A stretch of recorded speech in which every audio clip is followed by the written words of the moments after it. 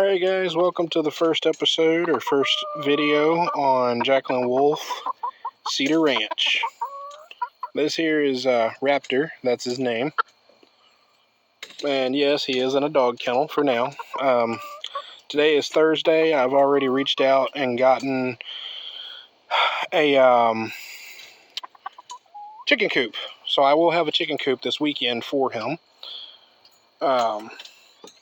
But for now, he's got his bedding, his food, his water. He's perched up on his water. He's happy. He's healthy. I just got through giving him a bath. You don't wash them in water. You give them a dust bath. That keeps the mites and all that stuff with you. There he goes, of course. But, yep.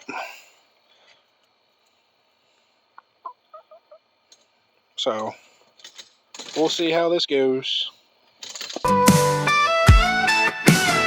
He was a banker down in Georgia, wore a tie every day, but the city of life got heavy, and the music led the way.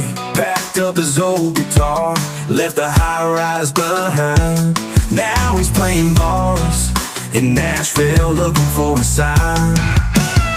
They're chasing country dreams down the dirt road tracks, leaving all they know, never